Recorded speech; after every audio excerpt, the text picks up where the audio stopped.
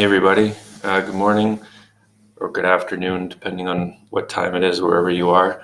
I hope you've had a good morning so far. It's Monday morning of week 2, and last night I sent out the Kahoot link for you to play with your students. And as of this morning, the encouragement has been pretty successful. When I woke up this morning at around 7 a.m., there were 2 or 3 plays on the account of a few teachers, I guess, that tried them overnight. But as of right now at 1:24, we're sitting at about 7,500 students having played the Kahoots already, which is pretty mind-boggling. So to those 7,000 plus students, I hope you've enjoyed them, and I hope it's helped solidify some of the learning and brought some excitement to week 1. And I know that I'm hoping that week 2 gets an even bigger buzz. So if you've done the reading last week and you're ready this morning for the Kahoot, I would like to show you how to access it, how to send me your scores, and also how to launch the Kahoot. Okay? Do as the teacher is I'm going to go to teachingsmarter.ca, and I just want to show you something before we get into the Kahoots. Here is the Global Read Aloud link, and this is going to take you to the 2 books.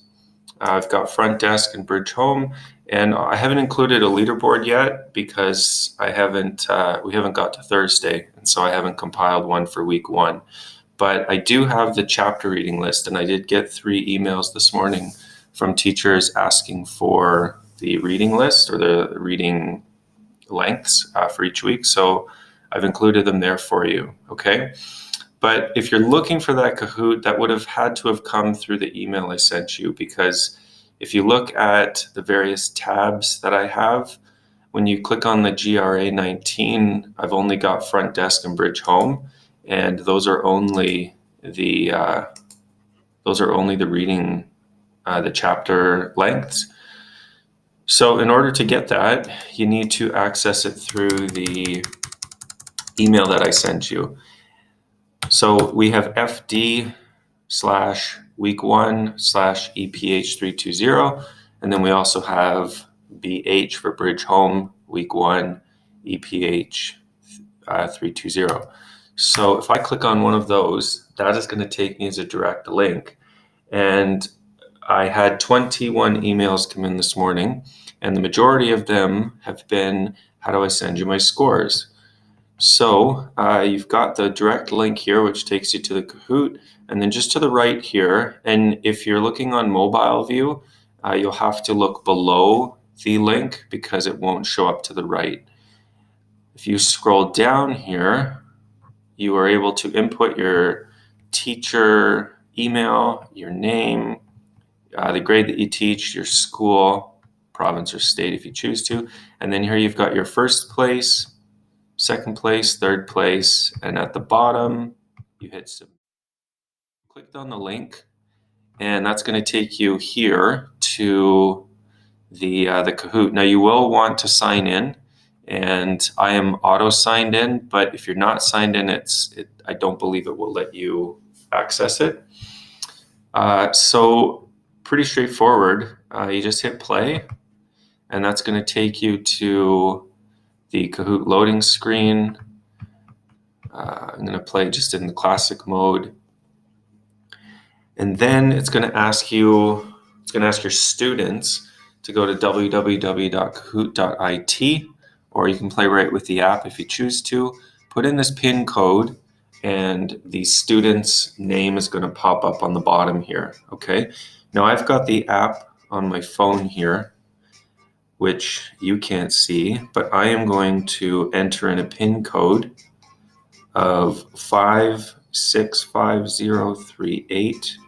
I'm going to put my name as Mr.T, and I'm going to hit submit, and you're going to see my name pop up right there. Okay. Now, just a little point for the teachers: if your students punch in a rude name or an inappropriate name, just scroll over them here and click on them, and that will kick them out. Okay. And then on my own device, I'm going to put that number back in, and I'm going to apologize to my teacher and say, sorry, here is my new name. All right, so I will be sorry throughout the game. As I compile that leaderboard, I'm looking for names that are appropriate. They can be nicknames, that's fine, but if it's an inappropriate name, I'll just put them on the leaderboard as a question mark, okay? So that's how you do it. And then as the teacher, once you've got your class logged in, you hit start. It's going to take you right to the game. And on my device, I will answer the first question for you. The main character in front desk is, and I'm going to put that in as Mia in green. And there you go. So I answered that even without me clicking on anything. Next, there's my name. Quiz number 2. Mia's mom worked as an engineer in China. I'll put it as a mechanic, which is green. It's going to show up as incorrect and vice versa. So you basically run through the game, and I'm going to stop the game right here. End the game. There's my podium score right there. So Sorry has 908 points.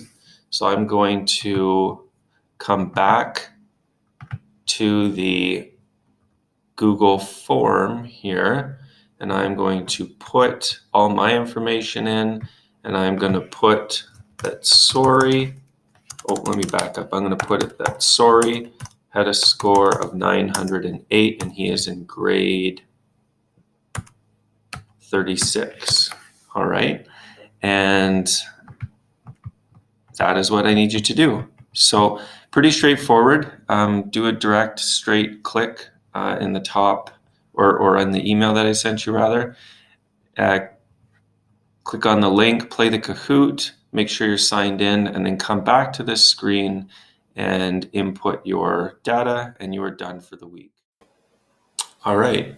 Very quickly, I got 2 more things to share with you. The first one is a coupon code using the website kidder.ca, KIDDER.ca.